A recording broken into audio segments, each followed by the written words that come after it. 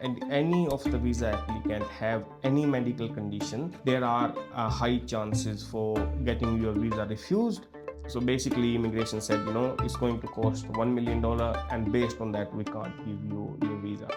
Where someone actually won from this situation. So this was really hard for me. I would say to my viewers, if you have a medical condition, don't lie.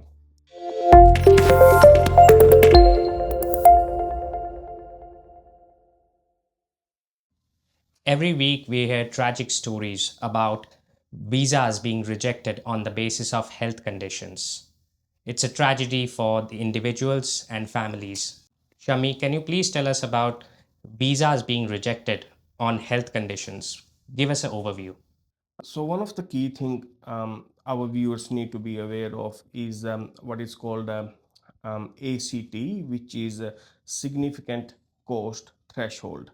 So if anyone in as a primary applicant or a secondary applicant, and any of the visa applicant have any medical condition that does not meet that significant cost threshold, there are high chances for getting your visa refused or getting your visa cancelled if you don't meet that criteria.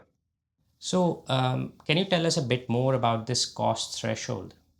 So significant cost threshold, which is currently $86,990. So let's say, for example, one of the visa applicant, doesn't matter primary or secondary applicant, they have a medical condition, and the management of that medical condition cost more than, let's say, 87,000 for the sake of this video.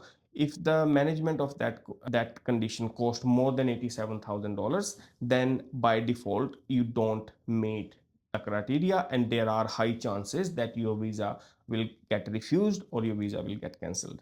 And just also, this $87,000 is not an annual cost, so it has to be for the whole duration of your visa. So let's say if you are applying for a permanent visa, so this cost should be for 10 years. So, Shami, tell us why the Australian government actually sets this threshold. So one of the key reason behind having this threshold, so the main difference between some of the other countries and in Australia, Australian government is responsible for providing a basic medical care to their citizens or to their permanent residents. So let's say we'll take India for example. If you are sick, you go to the hospital, you have to pay the cost, the medical cost, the doctor fees, the hospital cost, etc. You have to pay that from your own pocket. But it doesn't work like that in Australia. So in Australia, once you become a permanent resident or once you become a citizen, you get a green Medicare card. So for any reason, if you end up in a hospital, the Australian government is responsible to provide that medical care. So you don't have to pay anything. All you need to do, go to the hospital, and the public health system will take care of you. So that's why once you are applying your permanent residency, and the first thing Australian government would like to know, if you have a medical condition, will it put any additional pressure on Australian healthcare system? Because we have a lot of people in Australia living with disability, living with these healthcare issues. So the priority for Australian government is to provide those services to the people who are already living with these conditions, who are already either born here or they're already Australian citizen or Australian permanent residents. So to avoid that, that's why when you apply your permanent visa, Australian government assess your medical conditions, and if you don't meet that threshold, they would say, sorry, we can't give you the permanent visa because our priority is our citizen, our permanent residents. So, Shami, by default, are there any medical conditions that if a person has those conditions, it will straight away lead to visa refusals? Technically, there are no such thing, because at the end of the day, it depends what medical condition you have. It depends on the severity of that medical condition. But there are certain diseases, like for example, if you have certain neuro disorders, let's say for example, if you had a stroke, you know, you are basically paralyzed. You can't move, you can't do anything, you can't contribute to Australian economy. So if you or any of your visa applicant has that condition, by default there are high chances that your visa will get refused. But again, there is no one rule apply to all. It depends on your medical condition, and on severity of those medical condition.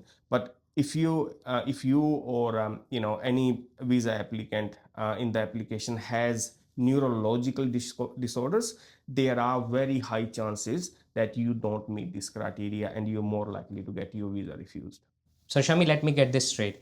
If a family applies for, let's say, any visa, a permanent resident, for example, so if one of the family members has a medical condition, but everyone else is fine, will the primary applicant's visa get refused as well? 100%. So let's say, and that's one of the common thing we are seeing nowadays. So let's say we have a primary applicant as a father, and you have as a secondary applicant you have a mother and you have a child in the visa application.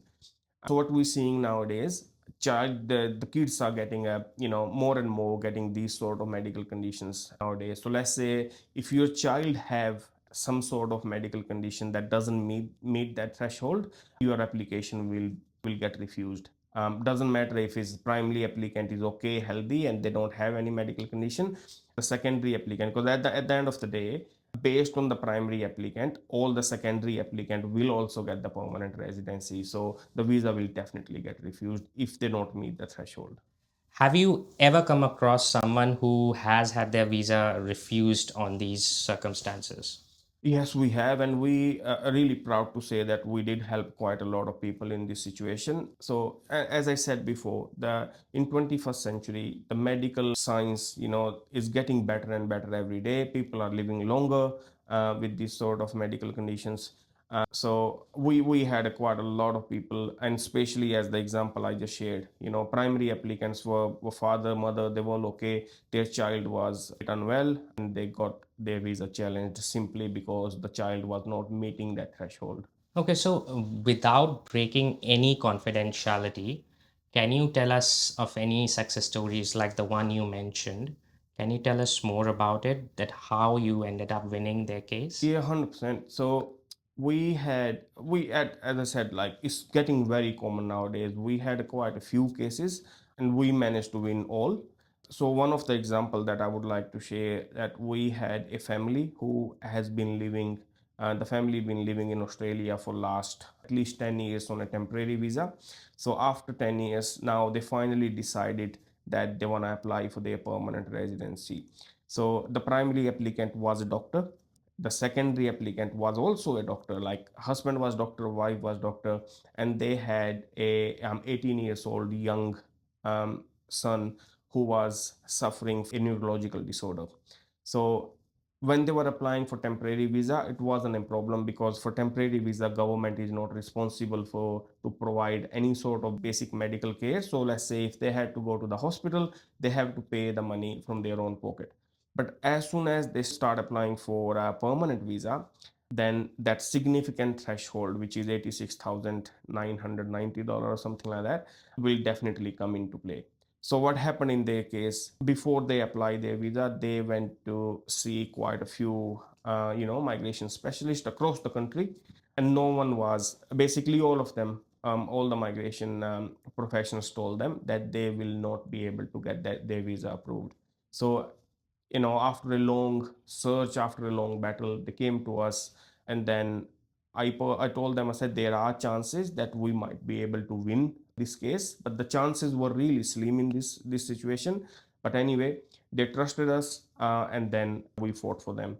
So initially what happened, when they applied for the visa, their visa got refused, basically based on their the cost to manage their son's medical condition was somewhere near $1 million for the duration of the visa. And as I told you before, that cost has to be less than $87,000 for the duration of your visa.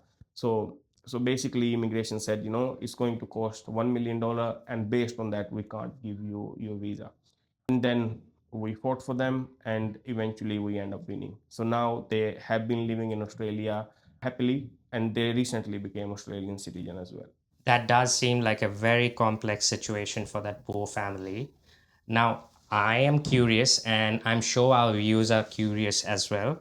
How did you end up winning this case? This was a very complex situation. So one of the key thing for any legal professional is we always rely on law. We always rely on case law. So one of the key thing that I needed to win this case, the support from the case law. So I start looking into the history of Australian, immigration history to see, try to find if there was any similar case in the past. There were so many cases in the same situation, and in all the cases the visa applicants basically end up losing the case. So I was not able to find one single case where someone actually won from this situation. So this was really hard for me, but eventually at the end of the day, I used my knowledge as a healthcare professional, because I worked in healthcare for almost 15 plus years. I used that knowledge. I used the case law. I used, I applied the law. There are certain things that I definitely won't be able to disclose on a YouTube video. But yeah, it was a long battle, and finally we end up winning. And I'm so happy for the family. They are living in Australia. Their son is thriving now. He is going to the school. He's going to the college, and I think soon he will be working. It's for one of the major supermarket in Australia. So I'm so happy for the family, and that's why we do this job. We want to make a difference in someone's life. It was so hard for them. The both parents were doctors. They could bring so much, they could bring so much contribution to the Australian community, but simply because their son had that medical condition, and as per the doctor's assessment, it would cost an Australian government $1 million. Based on that, the Australian or immigration department almost refused their visa. So I'm so glad for the family, and now the both husband and wife is making a positive contribution to the Australian community. I'm so happy for them. Now, that was indeed a great turnaround from their situation where they were to now they are thriving here in Australia. In their case, they didn't withhold any information, they openly disclosed about their health condition. What happens if someone doesn't even disclose the health condition and later on the immigration finds out that they have a health condition? So that's again, it's a very complex situation. So I would say to my viewers, if you have a medical condition, don't lie in your visa application, because let's say if you manage to hide your condition now, eventually it will come out, and when it will come out, you will end up losing your permanent residency. You will end up losing your chances to reapply for Australian visa. So do not lie in your visa applications. But yeah, always be truthful, because there are always ways to win from these sort of situations. So please don't lie. That's the message I want to get across. All right, Shami, since you have got so much experience dealing with cases like this, what is the one thing that you would tell to someone who is in this difficult situation, who has a health condition or medical condition? What would you tell them? I would say the one thing, if you want me to tell you guys, please contact us before you apply your visa. Because once you applied your visa, and once you already shared the information with the immigration, it becomes very hard for us to help you from that situation. So always contact us before, so we can advise you how you can, um, what you need to do basically. So always contact before, and then we can help you. Thanks for sharing all this information with us, Shami. I'm sure that our viewers will find value in this conversation. If they need to contact us, we will be glad to help them. 100%. So again, you can see our contact information on the screen. Email us, phone us. We always here. And if we can't, let's say, if we can't get back to you right away, just send us an email. We'll definitely respond, as soon as we can. But yeah, no, thank you very much for watching. Hopefully, if you are in this sort of situation, contact us. Hopefully, we'll be able to help you out. Thank you for watching.